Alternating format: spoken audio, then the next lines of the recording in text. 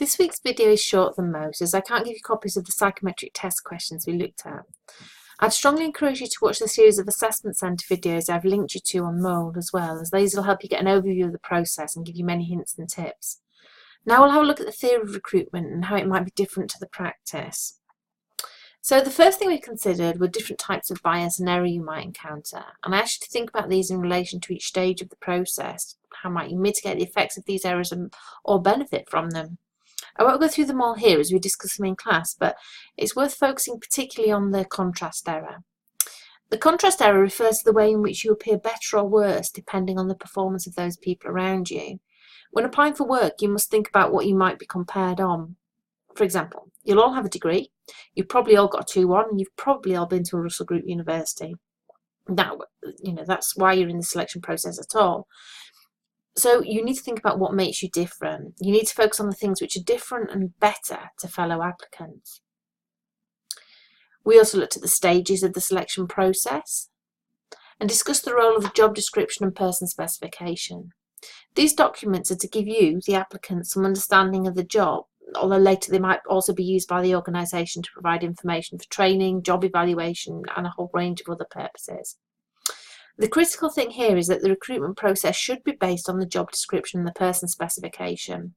So it should never be any surprise to you the type of questions you'll be asked, the type of activities you'll be asked to complete, or what the organisation is looking for. This document lays it all out for you. It's up to you to interrogate it and understand exactly what it is you're being asked to, or you're going to be assessed on. We then looked at some different methods for assessing applicants, such as using biodata. This is quite a controversial topic because biographical data is information from factual kinds of questions about life and work experience, but it also includes opinions, values, beliefs and attitudes that reflect a historical perspective.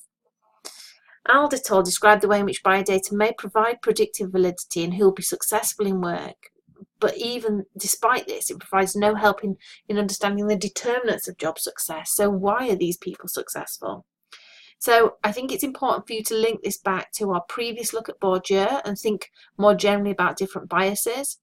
Does the use of biodata represent objective measures or stereotypes or adherence to the rules of the game, as Bourdieu calls them, as discussed last week?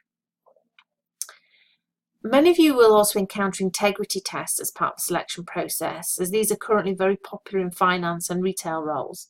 These might include overt tests, including questions such as, you're an accountant who discovers that a company you're auditing is inflating its earnings. Your boss says to go along, you'll be fired. Do you comply? Often these questions have a whole series of difficult answers which require you to not do what somebody wants you to, whatever option you choose. So they can be very difficult to answer. And there are also more subtle measures, so they might also be in the form of personality-oriented tests which assess your underlying traits, and these include questions on dimensions such as dependability, conscientiousness and conformity. All of these personality traits have been shown to be related to integrity. The final thing we'll recap here is the use of work sample tests, because the other measures are covered in the assessment centre video. Work sample tests measure what you actually do rather than what you say you'll do or say you've done in the past, as you would do in an interview question. They have high levels of validity. That's to say, they're highly correlated with being successful and successful performance in the workplace. The problem being that they're expensive to run and for you as an applicant require much time as part of the selection process. However, if you're at the stage where you're being offered a work sample test, you've got quite a good chance of getting the job because these are rarely run in the initial stages of recruitment, usually only once most of the applicants have already been rejected. So you're down to the last few if you're doing a work sample test. Finally, remember that no selection measure entirely predicts performance on the job. The best ones account for only half, and so recruiters look for other things too. And so I'll leave you with some quotes from recruiters on their top tips for going through the assessment process.